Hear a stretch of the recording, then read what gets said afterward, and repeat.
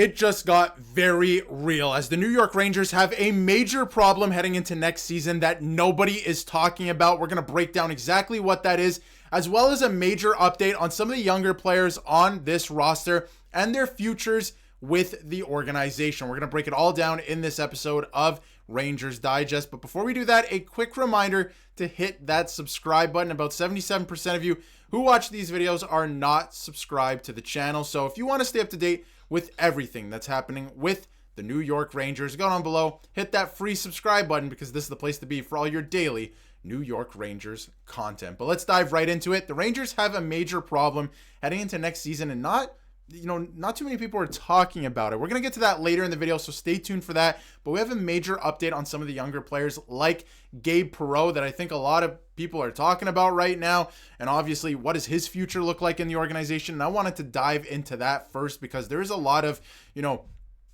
cloudiness around his future, I guess, in terms of, is he going to play in the NHL next year? Is he not? We've discussed it a little bit, Brett and I, on the channel, but wanted to do a deep dive into exactly everything that's going on with this player right now. And Perreault is training hard this offseason with his eyes on Rangers opening night roster. And this is an article from NHL.com. And I thought there were some interesting quotes in this article, as well as some tidbits about what he's doing this offseason to make sure that he makes the squad, because he wants to make the squad opening night. Will he?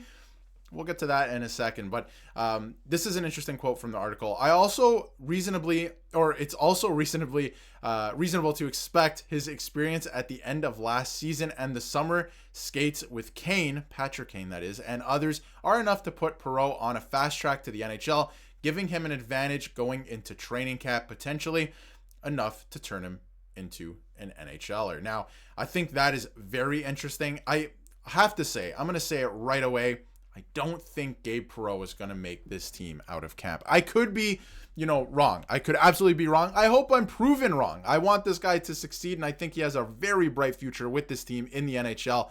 But I think there's a bit of a logjam somehow at the wing position. We'll get to that again later in the video. There's a bit of a problem heading into next year with some of the younger guys on this team. Now, he's training very hard this offseason, and he's training with Patrick Kane, former New York Ranger Patrick Kane, and obviously one of the best American-born players of all time. So not a bad guy to train with when you're 20 years old and your first offseason in the NHL, obviously with 5 games of NHL experience last season. Now, they kind of yo-yoed, and I call it yo-yoing Gabe Perreault a little bit. He came in, he signed his ELC, and they were like, listen, you're not going to go to the AHL. You're going to play in the NHL. And then Peter Laviolette said, actually, you're not going to play in the NHL. You're going to be playing on your phone in the press box. So that obviously does not help your development if you're a young player jumping to the NHL. So I call it kind of yo-yoing. They're yo-yoing and back and forth between healthy scratching and obviously playing in the NHL at the end of a season, in a season full of turmoil. Didn't like that at all, really, I have to be honest. But you can see here that he's, playing with Patrick Kane, and obviously training with him in the offseason, scrimmaging, all of that good stuff. So he's going to be ready to go. He wants to make this team. He's hungry to make this team. When they called him up, obviously after the end of his season last year and he signed his ELC, he was saying, at this point, I'm just trying to help the team win. Hopefully we can get into the playoffs. Obviously we know how that ended up, but he also didn't play down the stretch that much. He got into the lineup when they were officially mathematically eliminated, but Peter Laviolette doesn't like playing young guys, and that's just the way it was. And now with Mike Sullivan coming into the mix, I could see a real world where this player does make the team if he impresses in training camp. But I think they're going to make it very difficult for him to make the team. And in saying that, I don't think it's necessarily time to press the panic button with Gabe Perreault in terms of, if he goes to the AHL, it's over. He's washed. All of these things, right? He's 20 years old, right? He's going to make an impact at the NHL level. If he goes down to the AHL, it's not a bad thing for his development, right? Like, you have other guys that might be more ready and primed to make an impact at the NHL level than Gabe Perreault is right now. So instead of having him, kind of on the third line, not really being able to figure it out, and then the coach is like, I can't use this player in this position anymore, and having his confidence take a hit, if he has to go down to start the year in the AHL, work his way up, build that confidence, start putting up points, and then he comes up, I think that could be probably better for his development. And that's a problem the Rangers have had forever at this point, developing players. They throw them right into the NHL, and when they haven't figured it out day one, they point at them and go, why do you suck, right? And then they trade them. I don't like that this organization does that. So take your time with this player. If it doesn't look like he's going to make an impact at the NHL level right away, send him down to the Hartford Wolfpack. Now, Hartford does not have the greatest development system, right? It wasn't ranked very high in terms of development systems in the AHL amongst NHL teams. So that is also something to consider. But I don't think you should rush this player is my point. And this is another reason for that. Obviously, we covered this on the channel last week. Scott Wheeler dropped his top 100 NHL prospect list. This is from prospects that, range in age from 18 years old to 22 years old. And Gabe Perreault was ranked number 13 in the entire league. Number 13. And not only that, the Rangers have 4 guys on that list, 2 of which I think will definitely be in the NHL this year. And we'll get to exactly who that is in a second. But I think it's very interesting. Don't rush this player. If he's not ready to go, he does look good, obviously, in development camp, which took place 2 weeks ago at this point. Very quick release. He's been training all summer. He's going to continue to train. He looked good in development camp.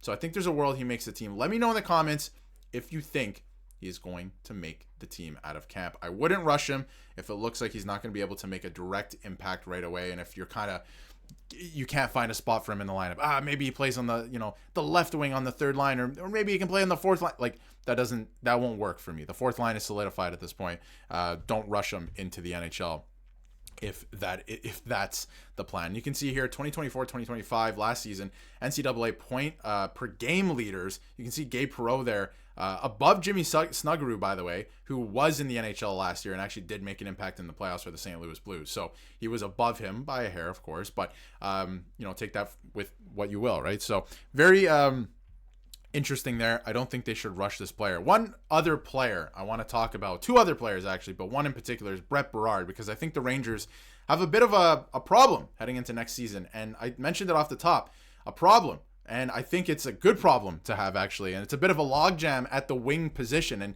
you must be saying right now, like, Darius, what are you talking about, you bozo? Like, they don't have a problem. They don't, like, there's no problem here. This team didn't even make the playoffs. I think there's a bit of a problem. There's a couple guys that are ready to make the jump and actually make an impact at the NHL level. And you have a lot of guys kind of in the same boat, and they're all relatively young, and you could ruin their development. So I think this is something they have to take very serious right now as an organization, because a lot of them are showing a lot of really good promise, like a Brett Berard, who is a smaller player, but he's like a dog on a bone. Like, he goes after pucks. He hunts pucks. He's a quick skater, fast skater. All of these things, because I do truly believe there's a difference between quickness and just being fast. But he can score goals. He's got a good shot. All of these things. Like, he can play in the NHL, right? This is the Puckpedia lines right now. We've been bringing this up in videos. I want to bring up something that I made as well. But this is also just assuming, before I bring it up, that they're not making any more moves. They don't even have $1 million in cap space. They can maybe sign one more league minimum contract, but they don't have cap space. So I'm assuming they're not making any moves. So this is kind of what I'm proposing right now in terms of the opening day lineup. And again, anything can happen in training camp, but I think this is what would be best for the development of some of the younger players on the team in the organization. First line is Panarin, Trocheck, Lafreniere. Keep that the same. See how it works. If anything happens, change it up. Will Cooley, JT Miller, Mika Zibanejad for your second line. I like Will Cooley and JT Miller playing together. They play a heavy style. I think Mika being on the right there beside 2 guys who can play physically, and Mika being on the right wing with JT Miller. We saw that it worked last year. That's your second line. Then you have Brett Berard on the third line. You have Parssinen, third line center, which is why I believe they re-signed him. And Taylor Radish, you signed him for a reason. He's not going to be in the AHL. He's there on the third line. That third line kind of has an identity, and that's something I want to talk about with the fourth line, where it's obvious to me. You have Adam Edstrom, Sam Carrick, Matt Rempe. There's identity right there. You're building some identity through your lineup. I feel like this team will make the playoffs this year with a new mentality and some of the new players in place. That's what I'm looking at. You obviously have Gavrikov Fox. We've talked about that ad nauseum. Braden Schneider is going to move to the left side. They've already said that unless something catastrophic happens in training camp. He's going to play with Will Borgen, I think, at least in my eyes. And then you have what I would do for the last pairing is Scott Morrow and Matt Robertson. Let the kids go wild. You have to trade Carson Soucy, free up that salary cap space. And lastly, Vakanainen can be your 7th defenseman. That's the way I'm looking at it. You have Matthew Robertson in there with Scott Morrow. Those are 2 big boys. Robertson plays physical. Scott Morrow has that offensive touch. I think that could work. Let the kids run wild on the last pairing there. So that's kind of how I'm feeling. You must be like, where's Gabe Perreault? Where's some of the other guys? Brendan Othman, unfortunately, I think he has to start the year in the AHL. Again, we're going to have to see what happens in training camp. A lot of guys could surprise, and in training camp you can be like, hey, whoa, in preseason games, Brendan Othman is head and shoulders above everyone else. To me, the way the season ended, I think you have Brett Berard in there, and then Brennan Othmann and Gabe Perreault start the year in the AHL. Could be detrimental to Brennan Othmann's development because he did show some really good, minutes last season at the end of the year. But I think with Gabe Perreault, you take your time with him. Don't force him into the NHL if he's not going to be able to do anything, and he's sinking rather than swimming. So let me know how you feel in the comments, and if you haven't yet, hit that subscribe button so you can stay up to date with everything New York Rangers.